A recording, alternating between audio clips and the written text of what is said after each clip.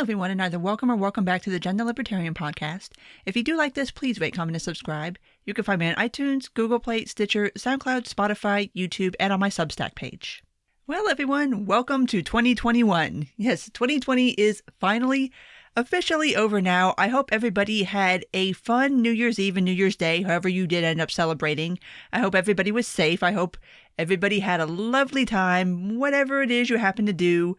I stayed home as per usual because I don't go out on New Year's Eve because that's just too much of a hassle. I stay home, I cook, I drink at home, and then I go to bed. So I hope everybody was able to do something similar, or you had Zoom New Year's Eve, or you had small gatherings with your friends, whatever you did. Congratulations for making it through 2020 officially, and it is now 2021, and we're already not lacking for crazy. So let's go ahead and get into it. Obviously, I will start where I have been starting, and that is with the unemployment numbers for the week ending on December 26th.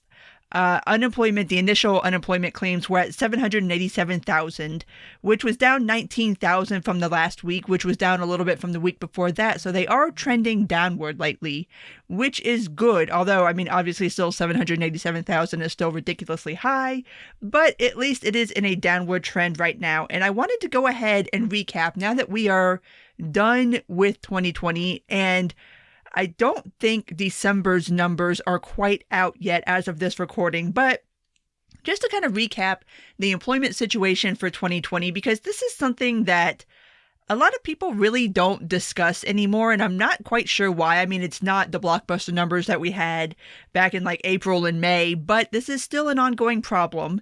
And until we get this situation under control, until we can stop this weekly bleeding of jobs that is well over 500,000 jobs a week, until we can start getting people back to work. That's a massive part of going back to normal. And this is not something where it's going to just be, okay, end the lockdowns, open everything back up. We've lost a lot of businesses. We've got a lot of people who are unemployed who just don't have jobs to go back to because those jobs don't exist anymore, because those businesses don't exist anymore. So there's going to have to be something of a discussion on some level of how exactly do we square this circle? How do we start encouraging people to open up businesses again to replace what we lost during the pandemic? How do we get people back to work? But just to highlight how crazy it was in 2020, and to highlight how it's better than it was before, but we still ain't where we need to be yet, we'll go ahead and start with January's numbers, and these are in millions. So for January of 2020, unemployment was at 5.89 million people. February 2020, 5.79. And for the couple of months before that, we kind of hovered in that area. So around the 5.75 million mark for each month. Then for March of 2020, you jump up from that 5.79 to 7.14 million people. So right there, just between February and March, and this is before the lockdowns even really began, you can already see, that was an extra 2 million jobs lost just in March. And then, of course, in April, that is when shit really went off the rails. Unemployment in April of 2020 was 23.08 million people. In May, it was 20.99 million people. And then we went from April, May, and then June, we start kind of tapering back down. We're at June, at 17.75 million, July, 16.34, August, 13.55, September, 12.58, October, 11.06, and November, 10.74. So we are trending back downward, thankfully, from that insanely high April number, but for November, obviously, you're still at 10.74 million people unemployed. Going back to where we were at pre-pandemic, for the last pre-pandemic month we had in 2020, which was February, we were at 5.79. So we're still roughly about an extra 5 million people out of work that we have not placed back into the workforce since the pandemic began. So that is a conversation that needs to be had in 2021 of what do we do with those unemployed people? Because, they can't be on unemployment forever. This stuff runs out. We do still have these incredibly high unemployment numbers every week. So I'm not entirely sure how we fix that, but I think, or at least I'm hoping, now that the vaccine is happening, and I'll discuss that in a couple of minutes, because that's been rather interesting in and of itself too. But hopefully, I'm thinking by mid to late summer, hopefully, fingers crossed, we'll be in a place where everybody who wants access to the vaccine can get it. Everybody who doesn't have any reason other than they want it, like you're young, you're fit, you don't have comorbidities, you just want to have the vaccine. We start getting kids vaccinated. Hopefully then things will kind of start to change around a little bit. I did for my Substack, I did my hopes for 2021, and one of my biggest hopes, and I think the biggest theme going forward in 2021, is going to be rebuilding. We lost a lot in 2020. We lost a lot of stuff, and now we have to figure out a way to kind of rebuild, and it's not going to be back to normal. And I kind of go over this in the post if you want to go read it. It's jenmonroe.substack.com, like I keep telling you. But I think we are going to have a new normal, and I don't mean that in like some weird negative way. I just mean that the pandemic caused a lot of people to think about the way they live in ways that maybe prior to being forced to think about it, you didn't really. A lot of people were forced to work from home. A lot of people were forced to educate their kids from home. A lot of people, it just really brought into focus, especially when you were on lockdowns and stuff like that, kind of what it is you want, what is it that you need, who is it that you really like, and you kind of, there seems to definitely be a bit more of a prioritization on sort of family life. And a lot of people are taking advantage of the fact that we are doing so many things remote now. They are leaving out of cities because they're like, well, I don't really need to be here. It's not very fun to be here right now. It's very expensive to be here. So I'll just go be somewhere else for a while. Although some of those moves are becoming permanent because people are starting to buy houses, which that's pretty much one of the most permanent things you can do in your adult life is purchase property. So it'll be interesting to see how that shakes out in 2021. But I think once this all starts settling down, it's going to be the second half of 2021. I think is going to be really interesting. I'm not quite sure what to predict of it. Hopefully we can all go back to visiting our friends again and traveling and doing things, but fingers crossed for that. So moving on, remember last week when I was talking about the stimulus bill and I said that it could be getting signed while I was speaking and I wouldn't really know?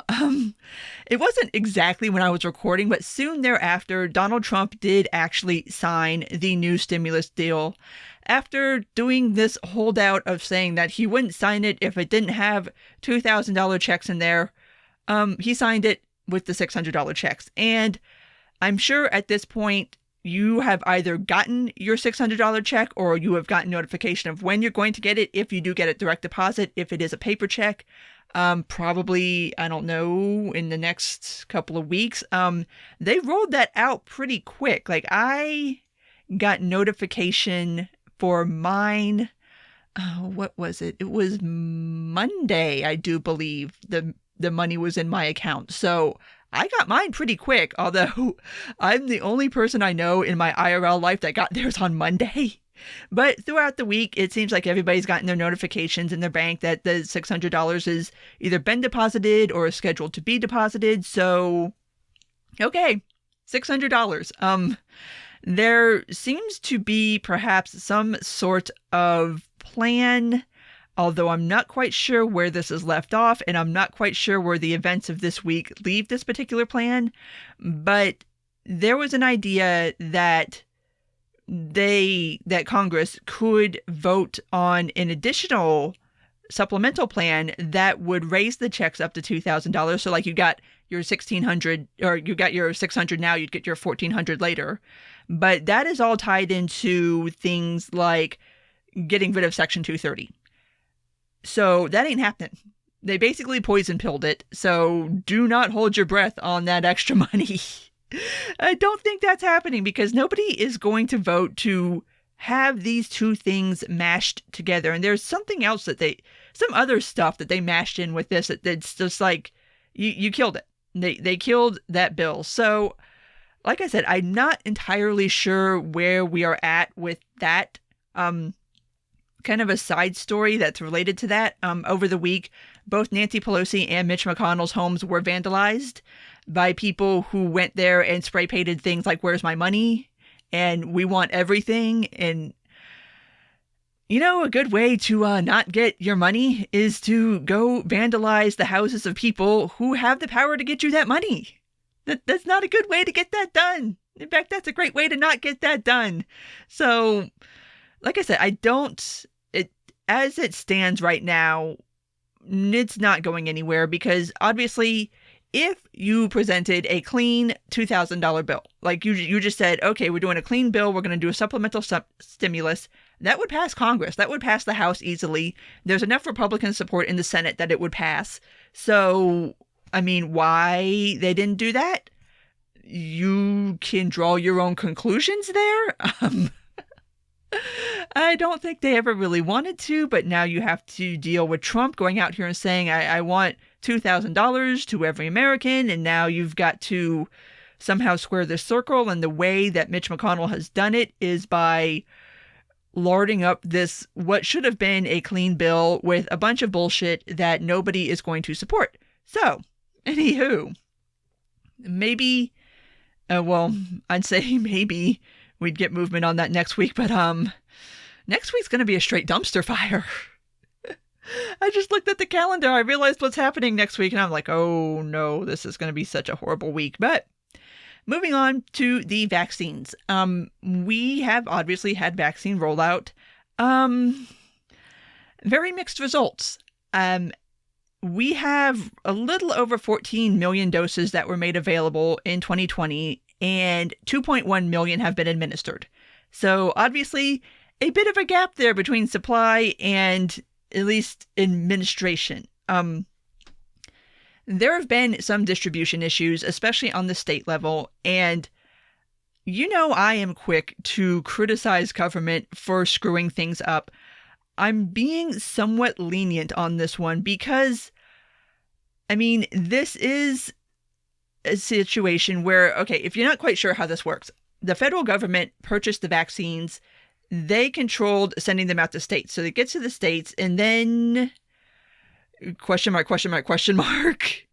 There was never really a plan, at least on the federal level, implemented for states to do this rollout. So it's been left up to each individual state. And some states have done better jobs than others. Some states have done nothing and basically kicked it down to the hospitals that are administering this stuff and the public health facilities that are administering it. Some places are doing it on like a county level. So it's been a mess, but there was no kind of coherent framework put in place. So, and there's also the funding issue. Obviously, this has not been an easy year for states either. Between states trying to handle testing, states having strapped budgets to begin with, because obviously with lockdowns, obviously you have lack of revenue, you have lack of tax income. So you're working with very tight budgets.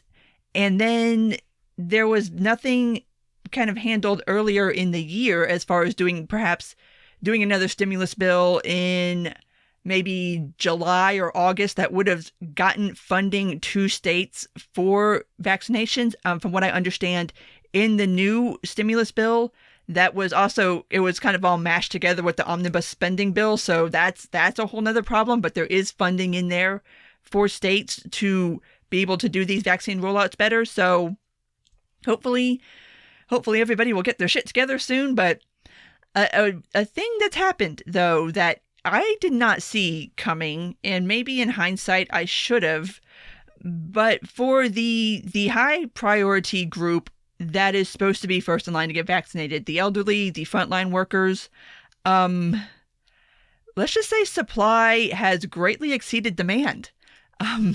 There's been anecdotal evidence coming out of Ohio. I've seen stories coming out of LA County about elderly people, about frontline workers just not wanting to take the vaccine, to the point where we now have situations where you have these doses of vaccine ready to go. And because the demand has not been what we previously thought it would be, because that was the worry going into this, is that we wouldn't have enough supply to meet demand. Apparently we have enough supply. but the demand isn't there. So, or at least not among that particular group of people. So you have a situation where now these doses are in danger of expiring without being administered. That's a problem. That's a big problem, especially when you look at the fact that Pfizer and Moderna did not give us these doses out of the kindness of their heart. The U.S. government paid for them. So there is money involved in this. We paid a lot of money for this. On another level, it's incredibly wasteful to let these vaccines go unadministered because you want to stay within this particularly rigid sort of hierarchy of who has access to what. And I still am a big supporter of getting the olds done first, get the frontline workers done first, get healthcare workers done first, prioritize them.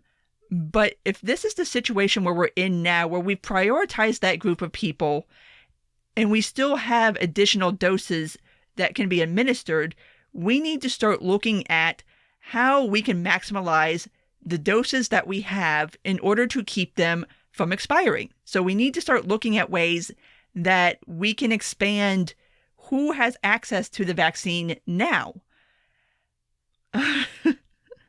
That thought process doesn't seem to be going so well in certain places. Cuomo has come out and said that he will not do that. If everybody remembers, New York was the epicenter of the COVID pandemic in the United States, and I have friends in New York that would crawl over broken glass to get their jab right now, to get their kids vaccinated.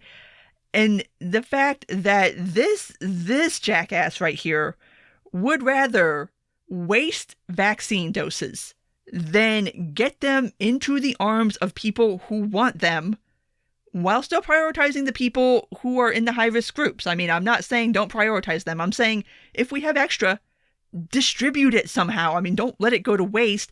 This idiot wants to put $1 million fine on anybody who does that. I can't. I do not. I don't understand.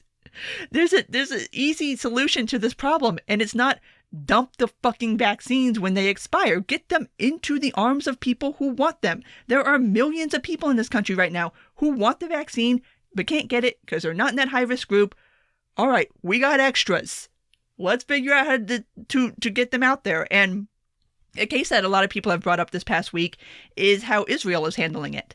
And what they're doing is that their rollout is quite similar to ours, where they do have the priority groups, and it is being administered in their vaccine centers. But if a specific center has finished all their appointments for the day and they have extra doses ready to go for that day, they're just pulling in people off the street and being like, hey, do you want a vaccine? We got extra vaccines. We can hook you up right now. Why can't we do that?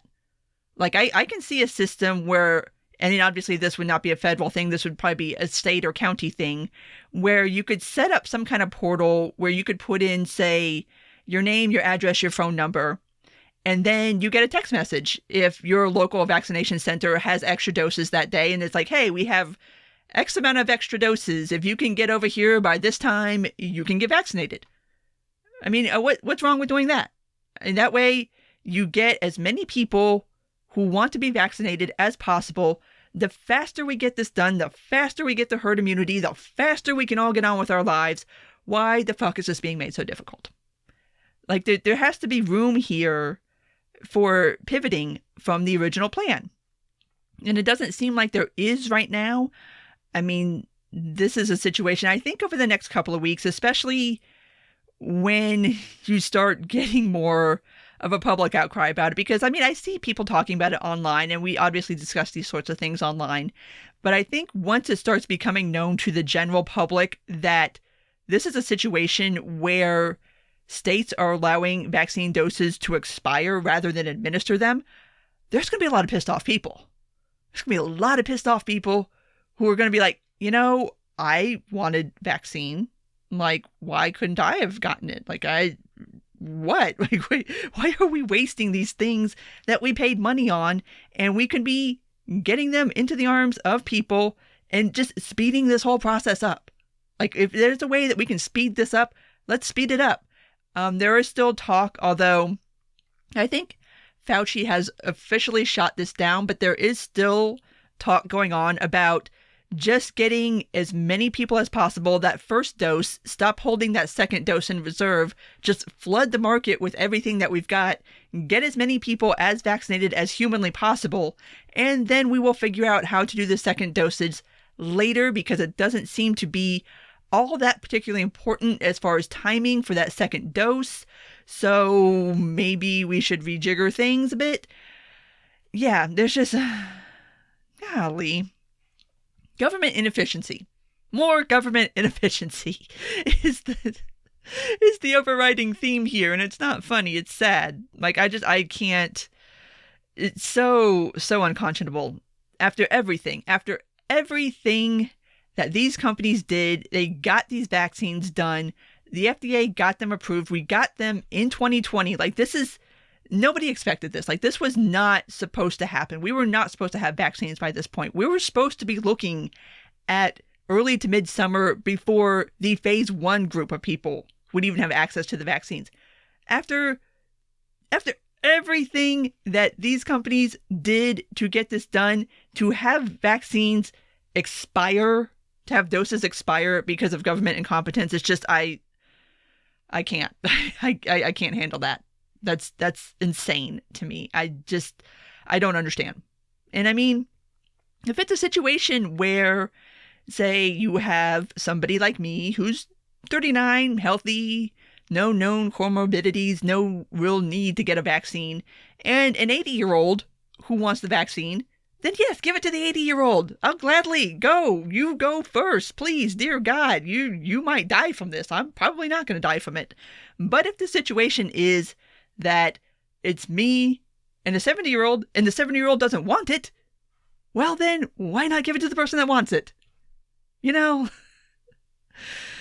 Oh, no.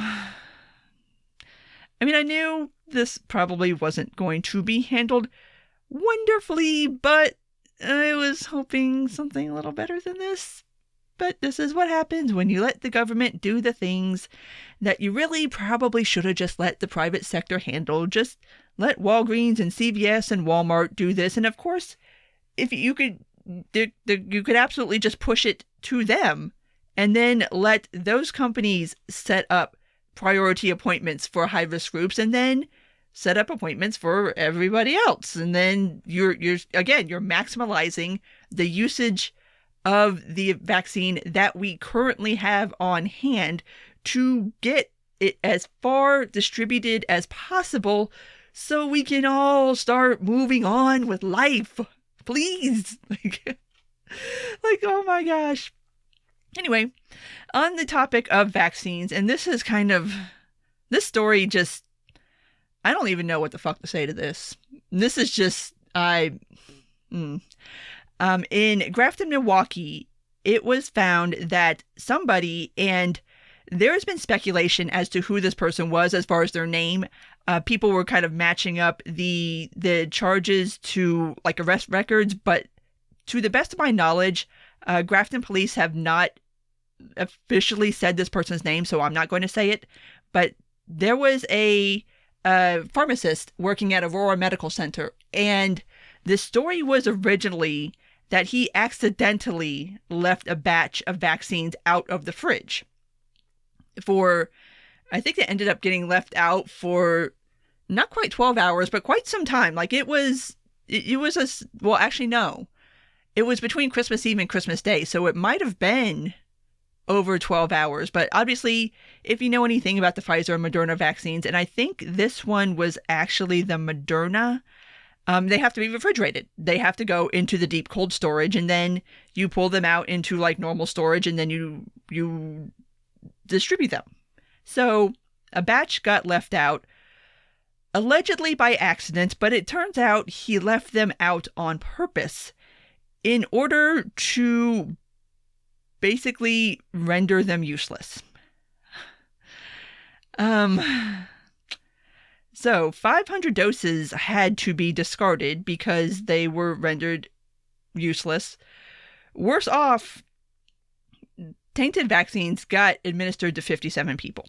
So 57 people got what they thought was their first vaccination jab, and it turns out that what they got is either going to be less effective or not effective at all because these doses got left out on purpose. And that was his stated purpose, is for he wanted all of them to be administered in order to somehow like prove to people that the vaccines weren't effective, but you made them not effective. Like, what the fuck? Like, you know what? Get the vaccine, don't get the vaccine. I don't care. It's your body. It's your choice. You do not get to make that choice for another person. And you definitely do not get to give somebody a false sense of security by sabotaging their vaccine.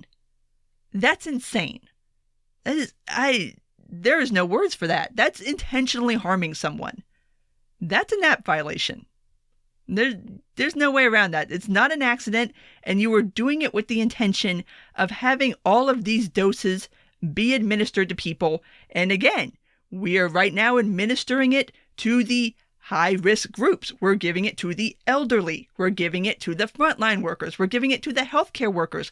We're giving it to the people who have the highest chance of either contracting COVID or dying from it. And this, oh my God, no. So, obviously, he has been fired, has been arrested. The FBI is thinking about pursuing charges. I'm not entirely sure if they have made a formal announcement on that yet, but they are investigating. So, yeah, this is probably going to be a federal crime. Money-wise, the doses that had to be thrown away are valued anywhere between $8,000 to $11,000. So yeah, again, these things cost money, and when you throw them away, you are wasting people's money. And whether you're doing it through intentional fuckery like this, like I can't understand somebody doing that. Like that's cruel. Like that's just evil. Like why? If you want to be anti-vax, be anti-vax. But my God, don't do this shit. But whether you do it that way or whether you let them expire, I don't understand. I'm not going to say I didn't predict that things would get weird and crazy around the vaccine. Didn't see this shit coming though. I didn't see actual pharmacists deliberately tainting doses of vaccinations. I didn't see governors being like, nope, you know what? We've got extra doses, but we'd rather dump them than administer them. Like, what the fuck? Like, can we not be this way, people? Like, and this is kind of a continuation of the whole mask thing, too. And, of course, this does not apply to places where there are mask mandates. This applies to places where people are choosing whether or not they want to wear masks. Just back the fuck up off, people. Just, if you want to do it, do it. If you don't. I can't judge you. I don't know why you're doing it. I don't judge everybody who doesn't want to take the vaccine to be some kind of crazy anti-vaxxer QAnon nut who thinks that Bill Gates is trying to put a 5G cell tower inside them. I don't know why you're doing it. Maybe you have an autoimmune disease. Maybe you're not comfortable doing it right now. Maybe you want to wait 6 months. Maybe you're pregnant or you're going to become pregnant. Maybe, there's a lot of different reasons why a person may choose to do or not do something. My point is that it's not for anyone else to demand an explanation. And it's not for anyone else to make that decision for you. So, the whole thing of, well, why do you want to do it? Because I do. Like, you don't owe anybody any deeper explanation for why you do or do not want to do something. And I'm not okay with where, especially even within the libertarian movement, there is this sort of judgment on what decision you make. Like I said, I can't make that decision for you. I don't know you. I don't know your circumstances. I'm not going to judge you for making a decision different than mine, because you may have a perfectly valid reason. You may have an absolutely batshit reason. It's not for me to demand an explanation from you. That's not my place. That's, you do what you want to do for whatever reasons you want to do it. And that's all I got to say about that. So just everybody, please just back up off each other. Let the people who want to get vaccinated, don't sit here and judge them like there's some kind of, oh, you're a sheep, you believe in the government. Like, no. People just want to get the fuck on with their lives. And if you don't want to get the vaccine, all right, you can take your chances getting or not getting COVID. Like, you can wait 6 months. You can do whatever it is you want to do. Like, just stop judging people. Just, can everybody just be nicer to everybody in 2021? Is what I'm saying.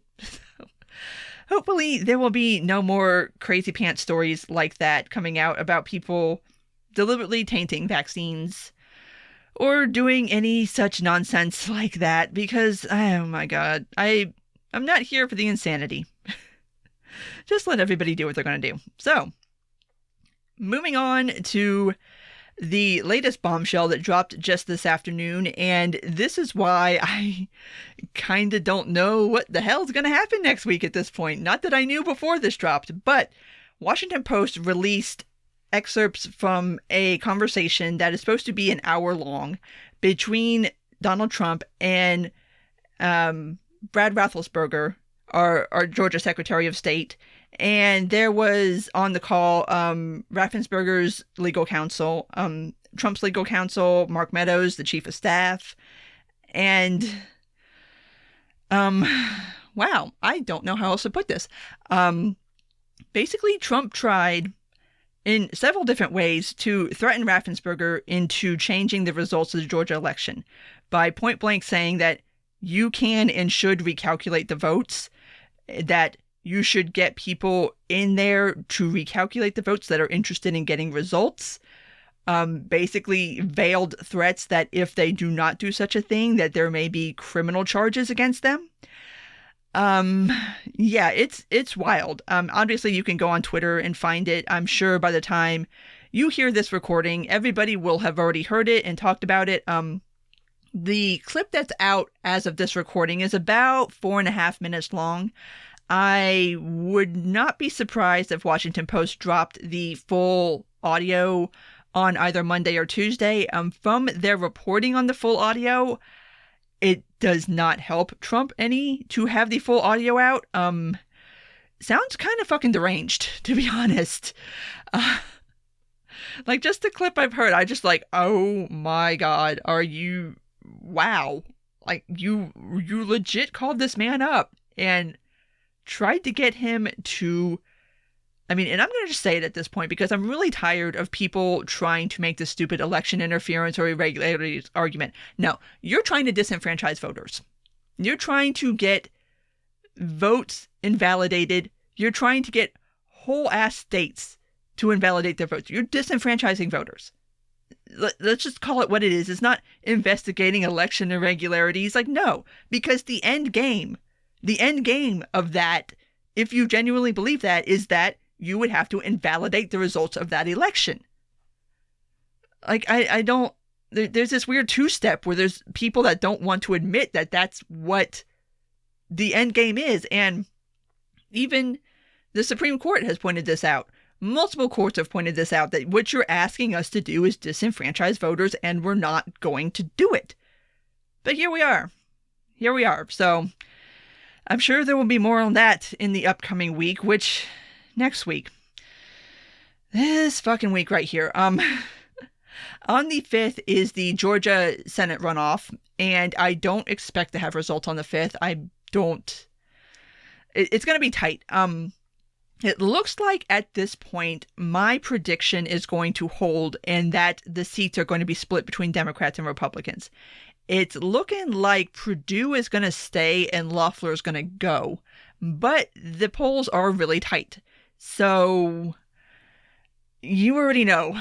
The vote's going to be contested. You already know. If they don't both go Republican, the vote's going to be contested. So when we'll know the results, hell if I know, but my God, I am not looking forward to this bullshit right here in my state. On the 6th is when Congress convenes to certify the Electoral College vote. And These plans that I'm about to tell you about were all made prior to the Trump call being made public, but Ted Cruz had some plan to object to Congress certifying the Electoral College votes because there needs to be some kind of emergency audit. I'm not entirely sure what authority he thinks that Congress would have to do such a thing.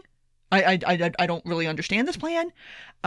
Josh Hawley has gathered together a group of idiots to basically make the argument that the Trump team already tried to make in Pennsylvania and got shot down, which is that the voting rules were changed in a way that is not consistent with the Pennsylvania state constitution, which this has already been litigated. The changes were made in 2019. No Republicans objected to them then, passed them with flying colors. Nobody had boo to say about it until after Trump lost. And we've ruled over and over again that A, it was perfectly within their constitution by the letter, and that B, even if it wasn't, they waited too long to say anything about it. And so again, and judges have been very explicit about this, is saying that, okay, you want us to disenfranchise voters. You want us to invalidate this vote that you didn't say anything about until your guy lost. So no. But of course, Hawley wants to argue this dumbass shit on the floor of the Senate. So what's going to happen on the 6th is there's probably going to be enough people to object to certifying the vote, which means that you then go to this 2-hour debate and then everybody reconvenes and then we vote. I mean, it's going to be certified. Like, there's really no mechanism for not. There was some plan that Vice President Pence should just hijack everything and refuse to acknowledge the electors, which Pence is not going to do. I'm sorry, Pence is not going to. You know, of all the people that have been willing to completely trash their reputations and any kind of forward career momentum, Pence has really been the one to stay away from that, which is really, really interesting when you think about it, because the whole reason he took the VP job in the first place was not that he liked Trump or anything, but it was pretty much his last ticket out of Indiana. If you're not entirely familiar with Pence's backstory, he was governor of Indiana, and through a series of unfortunate events surrounding the abortion topic, managed to piss off damn near everybody in the state. So he was not getting reelected. His approval numbers were at like 30% when he took the job as VP. So yeah, it was kind of that or go back to private life. So, but he's kind of stayed away from this, and I don't see him tanking any kind of future career over this. So that's not going to happen. This is so fucking ridiculous. It's ridiculous, and guys like Hawley and Cruz know better. These guys are Ivy League trained lawyers. They know this is bullshit. Josh Hawley is openly campaigning on this, is openly getting contributions off of this, because I don't know exactly what giving money to Josh Hawley is supposed to do for anybody right now, aside from make Josh Hawley's 2024 campaign coffers start early, which, let's keep it real, he's running in 2024 and that's what this is about. But that you're going to go this far, this fucking far. This does not make me excited about the future of electoral politics in this country, because once you open that door, the next group up's going to do it. Like the next time, and this election wasn't even particularly close. I mean, we're not talking 2000. We're not talking where, say, Trump won the popular vote and Biden won the Electoral College. Biden won both pretty handily. Like, this is not really up for discussion. But here we are. 61 court cases later, I think, is where we're at. And now just more ridiculous nonsense. And to the point of leaning on the Secretary of State of Georgia to recalculate the votes. Like, are you fucking kidding me? Stop. You lost. But judging from that recording, Trump believes this now. He's spouting off the conspiracy theories about the Dominion voting machines and whether they've been taken out of places. And even when Raffensperger was like, no, the Dominion voting machines have not been taken out of Fulton County, Trump counters with, yeah, but did they remove like the inside parts of the machine and replace them? Like, the fuck? No. He's gone full in on the conspiracy theories. That's frightening. And there's supposed to be some kind of rally in D.C. on the 6th for Trump supporters to do, I'm not entirely sure what, because their opinions really don't matter right now. It's not going to sway Congress to do something crazy. So, anyway, next week is going to be a dumpster fire. A complete and utter dumpster fire. And I'm not looking forward to it. But hopefully, January is just going to be a rough month. But hopefully we'll get past it. We'll get through it, get on to the next month, and hopefully as we get through 2021, things will start to calm down and get better. Hopefully, fingers crossed, because I don't think we can handle another 2020. So at this point, I think we've pretty much covered everything from the last week. So I'm going to go ahead and wrap this up. If you did make it this far, thank you as always. And if you do like this, please rate, comment, and subscribe. You can find me on iTunes, Google Play, Stitcher, SoundCloud, Spotify, YouTube, and on my Substack page, which you all need to sign up for because hopefully, if everything goes right with my schedule, I will be writing more there, and I will be starting to transition to paid posts too, but I will post on that when I get all of that situated, and I know for sure that I can handle the workload that would come along with doing paid content. That's kind of been the one thing that's been holding me back. I just want to make sure that I can give you guys your money's worth, so hopefully in the next couple of weeks, I'll get with you guys on that. But take care, and until next time.